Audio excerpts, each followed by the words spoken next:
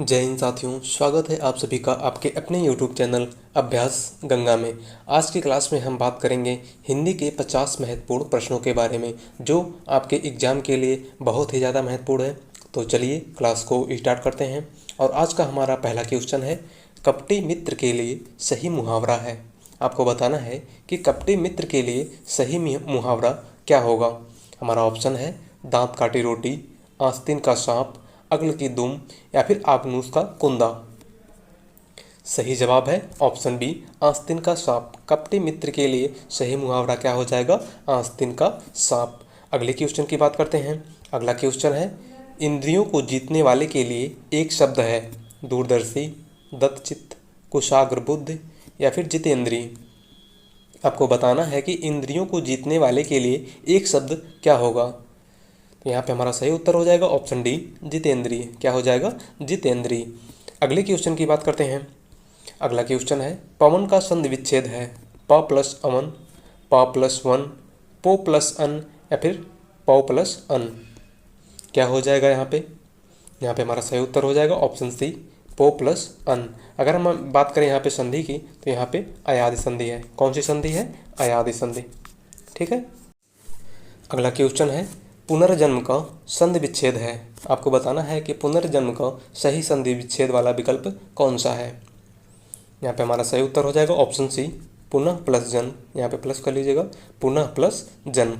अगला क्वेश्चन है, इत्यादि शब्द में कौन सी संधि है? यण संधि, वृद्ध संधि, गुण संधि या फिर दीर्घ संधि। सही जवाब है ऑप्शन ए, यण संधि। क्या हो जाएगा? यण संधि। अगला क्वेश्चन, नाक रगड़ना मुहावरे का सही अर्थ है। नाक में चोट लगना, इज्जत देना, दीनता पूर्वक प्रार्थना करना या फिर चापलूसी करना। आपको बताना है कि नाक रगड़ना मुहावरे का सही अर्थ क्या होगा। तो यहाँ पे हमारा सही उत्तर हो जाएगा ऑप्शन सी, दीनता पूर्वक प्रार्थना करना। क्या हो जाएगा? दीनता पूर्वक प्रार्थना करना। अगला क्वेश्चन है, उन्मूलन का विलोम क्या है? उत्थान, उत्कर्ष, रोपण या फिर अवनति। सही जवाब है ऑप्शन सी, रोपण। उन्मूलन का विलोम क्या होगा? तो रोपण। अगला क्वेश्चन है, महावीर प्रसाद द्विवेदी ने आदिकाल को क्या संज्ञा दी है? चारणकाल, आदिकाल, वीरकाल या बीजवपन काल। Most important question. यहाँ पे हमारा सही उत्तर हो जाएगा ऑप्शन डी, बीजवपन काल। महावीर प्रसाद द्विवेदी ने आदिकाल को क्या कहा है? तो बीजवपन काल। अगला क्वेश्चन है, कालिंदी का पर्यायवाची क्या है? सरस्वती, लक्ष्मी, गंगा या फिर यमुना। सही जवाब है ऑप्शन डी, यमुना। कालिंदी किसका पर्यायवाची है? तो यमुना का। अगला क्वेश्चन है, कार्य के आरंभ में ही विघ्न पड़ना किस मुहावरे का अर्थ है? सिर मारना, सिर पर सेहरा बंधा होना, सिर मुड़ाते ही ओले पड़ना या फिर सिर पर शैतान सवार होना। सही जवाब है ऑप्शन सी, सिर मुड़ाते ही ओले पड़ना। क्या हो जाएगा? सिर मुड़ाते ही ओले पड़ना। अगले क्वेश्चन की बात करते हैं, किस कवि को कवियों का कवि कहा जाता है? धर्मवीर भारती को, शमशेर बहादुर सिंह को, रघुवीर सहाय को या फिर सर्वेश्वर दयाल सक्सेना को। सही जवाब है ऑप्शन बी, शमशेर बहादुर सिंह को कवियों का कवि कहा जाता है। अगले क्वेश्चन की बात करते हैं। अगला क्वेश्चन है हमारा, हिंदी का पहला पत्र है उदंडमार्तन, इतिहास तिमिरनाशक, बनारस अखबार या फिर हरिश्चंद्र मैगजीन। सही जवाब है ऑप्शन ए, उदंत मार्तन। क्या हो जाएगा? उदंत मार्तन। इसके संपादक कौन है? तो पंडित जुगल किशोर। अगले क्वेश्चन की बात करते हैं। अगला क्वेश्चन है, चिंतामणि किसका निबंध संग्रह है? बालमुकुंद गुप्त का, हजारी प्रसाद द्विवेदी का, रामचंद्र शुक्ल का या फिर श्याम सुंदर दास का। आपको बताना है कि चिंतामणि किसका निबंध संग्रह है। सही जवाब है ऑप्शन सी, रामचंद्र शुक्ल का। किसका है? तो रामचंद्र शुक्ल का। अगला क्वेश्चन है, काशी नागरी प्रचारणी सभा की स्थापना किस वर्ष हुई? 1893, 1900, 1903 या फिर 1905। सही जवाब है ऑप्शन ए, 1893। काशी नागरी प्रचारणी सभा की स्थापना कब हुई थी? तो 1893 ईस्वी में। अगला क्वेश्चन, प्रेम सागर किसकी रचना है? मुंशी सदासुखलाल की, सदल मिश्र की, लल्लू लाल की या फिर रामप्रसाद निरंजनी की। यहाँ पे हमारा सही उत्तर हो जाएगा ऑप्शन सी, लल्लू लाल की। प्रेम सागर किसकी रचना है? तो लल्लू लाल की। अगला क्वेश्चन है, व्युत्पत्ति के आधार पर संज्ञा के कितने भेद होते हैं? हमारा ऑप्शन है 3, 4, 5 या फिर 6। यहाँ पे हमारा सही उत्तर हो जाएगा ऑप्शन ए, तीन। कौन कौन से? व्यक्तिवाचक संज्ञा, जातिवाचक संज्ञा और भाववाचक संज्ञा। समानता संज्ञा के 5 प्रकार होते हैं, लेकिन अगर पूछे कि व्युत्पत्ति के आधार पर संज्ञा के कितने भेद होते हैं तो 3 होगा। ठीक है। अगला क्वेश्चन है, हिंदी के शब्दों का लिंग निर्धारण किसके आधार पर होता है? प्रत्यय, संज्ञा, क्रिया या फिर सर्वनाम? सही जवाब है ऑप्शन सी, क्रिया। किसके आधार पर होता है? तो क्रिया के आधार पर होता है। अगला क्वेश्चन है, कारक के कितने भेद होते हैं? 7, 8, 9 या फिर 10? सही जवाब है ऑप्शन बी, 8। कितने होते हैं? 8 होते हैं। अगले क्वेश्चन की बात करते हैं। अगला क्वेश्चन है हमारा, घ का उच्चारण स्थान कौन सा है? मूर्धा, कंठ, तालु या फिर दंत? यहाँ पे हमारा सही उत्तर हो जाएगा ऑप्शन बी, कंठ। घ का उच्चारण स्थान कहाँ से है? तो कंठ से है। अगला क्वेश्चन है, छ वर्ण किसके योग से बना है? क प्लस स, क प्लस च, क प्लस छ या फिर क प्लस स? यहाँ पे हमारा सही उत्तर हो जाएगा ऑप्शन ए, क प्लस स। अगला क्वेश्चन है, शुद्ध वर्तनी का चयन कीजिए। आपको बताना है कि इन चारों में से कौन सा विकल्प शुद्ध है। तो सही जवाब है ऑप्शन सी, अस्पृश्यता। क्या हो जाएगा? अस्पृश्यता। अगला क्वेश्चन है, कवि का स्त्रीलिंग है। आपको बताना है कि इन चारों में से कवि का स्त्रीलिंग शब्द कौन सा है। सही जवाब है ऑप्शन सी, कवित्री। क्या हो जाएगा? कवित्री। अगला क्वेश्चन है, तरण का पर्यायवाची शब्द है सूर्य, नाम, युवती या फिर नदी? सही जवाब है ऑप्शन ए। क्या हो जाएगा? सूर्य। तरण का पर्यायवाची क्या है? तो सूर्य। अगला क्वेश्चन, मीन का पर्यायवाची शब्द है सिखी, सापक, विभावरी या फिर मत्स्य? यहाँ पे हमारा सही उत्तर है ऑप्शन डी, मत्स्य। मीन का पर्यायवाची क्या है? तो मत्स्य। अगला क्वेश्चन, कान का कच्चा होना का अर्थ है। आपको बताना है कि कान का कच्चा होना मुहावरे का सही अर्थ क्या होगा। हमारा ऑप्शन है, कम सुनना, सुनी बात पर विश्वास करना, दूसरे की बात मानना, कान का कमजोर होना? सही जवाब है ऑप्शन बी, सुनी बात पर विश्वास करना। अगला क्वेश्चन, चंदायन के रचयिता हैं, most important question, Malik Muhammad Jayasi, Qutban, Manjhan या फिर मुल्ला दाऊद?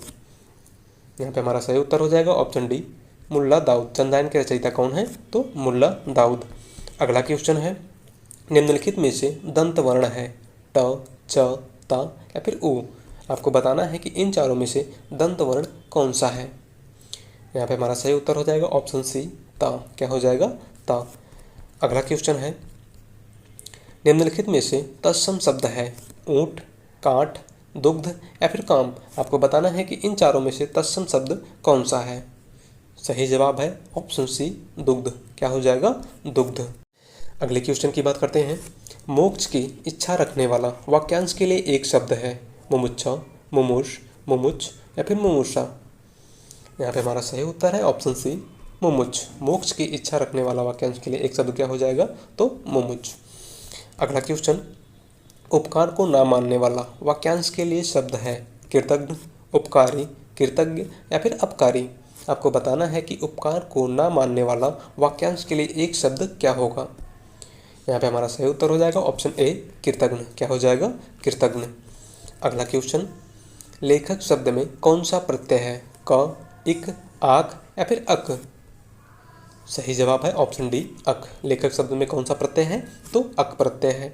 अगला क्वेश्चन, अन्य से अनन्य किसकी रचना है? मैत्रेयी पुष्पा की, मृदुला गर्ग की, कृष्णा सोबती की या फिर प्रभा खेतान की? यहाँ पे हमारा सही उत्तर हो जाएगा ऑप्शन डी, प्रभा खेतान की। अन्य से अनन्य किसकी रचना है? तो प्रभा खेतान की। अगले क्वेश्चन की बात करते हैं, संकर शब्द किसे कहते हैं? ग्रामीण भाषा का शब्द, संस्कृत भाषा का शब्द, ग्रामीण व संस्कृत भाषा के कुछ विशेष शब्द या फिर दो भाषा के शब्दों से मिलकर बना शब्द? मोस्ट इंपॉर्टेंट क्वेश्चन है, कई बार एग्जाम में पूछा जा चुका है। तो यहाँ पे हमारा सही उत्तर हो जाएगा ऑप्शन डी, दो भाषा के शब्दों से मिलकर बना शब्द संकर शब्द कहलाता है। अगला क्वेश्चन है, शुद्ध शब्द को स्त्रीवाचक बनाने के लिए किस प्रत्यय का प्रयोग होगा? ये, ई, इक या फिर आ? यहाँ पे हमारा सही उत्तर हो जाएगा ऑप्शन डी, आ। शुद्ध शब्द में आ प्रत्यय जोड़ने पर क्या हो जाएगा? तो सुता हो जाएगा। सुता का अर्थ क्या होता है? पुत्री। अगला क्वेश्चन है, अश्व का पर्यायवाची शब्द निम्नलिखित में से कौन सा नहीं है? आपको बताना है कि इन चारों में से अश्व का पर्यायवाची शब्द कौन सा नहीं है। हमारा ऑप्शन है घोड़ा, घोटक, कटक या फिर है। यहाँ पे हमारा सही जवाब है ऑप्शन सी कटक। क्या हो जाएगा? कटक। कटक का अर्थ समूह या पैर का कड़ा होता है। क्या होता है? समूह या पैर का कड़ा। अगला क्वेश्चन है हमारा, जो एक स्थान पर टिक कर नहीं रहता, वाक्य के लिए एक शब्द कौन सा है? अस्थिर, अडिग, यायावर या फिर गतिशील। यहाँ पे हमारा सही जवाब हो जाएगा ऑप्शन सी यायावर। जो एक स्थान पर टिक कर नहीं रहता उसके लिए एक शब्द क्या हो जाएगा? तो यायावर। अगला क्वेश्चन है, समास का अर्थ है संक्षेप, विच्छेद, विस्तार या फिर नवीन। मोस्ट इंपॉर्टेंट क्वेश्चन है, इसको मोस्ट लगा लीजिएगा, कई बार एग्जाम में पूछा जा चुका है। तो यहाँ पे हमारा सही उत्तर हो जाएगा ऑप्शन ए संक्षेप। समास का क्या अर्थ होता है? तो संक्षेप। अगले क्वेश्चन की बात करते हैं, हिंदी दिवस मनाया जाता है 14 सितंबर को, 5 सितंबर को, 2 अक्टूबर को या फिर 26 जनवरी को। सही जवाब हो जाएगा ऑप्शन ए 14 सितंबर को। अगला क्वेश्चन, निम्न में से किस वाक्य में विशेषण का प्रयोग हुआ है? आपको बताना है कि इन चारों में से किस वाक्य में विशेषण का प्रयोग हुआ है। तो यहाँ पे हमारा सही जवाब हो जाएगा ऑप्शन सी मेरी गाय काली है। इस वाक्य में विशेषण का प्रयोग हुआ है। बात करें इसमें कौन सा विशेषण है? तो गुणवाचक विशेषण है। कौन सा विशेषण है? गुणवाचक विशेषण। अगले क्वेश्चन की बात करते हैं। अगला क्वेश्चन है हमारा, किस रस को रसराज कहा जाता है? श्रृंगार रस को, वीर रस को, हास्य रस को या फिर इनमें से कोई नहीं। सही जवाब है ऑप्शन ए श्रृंगार रस को। किस रस को रसराज कहा जाता है? तो श्रृंगार रस को रसराज के नाम से भी जाना जाता है।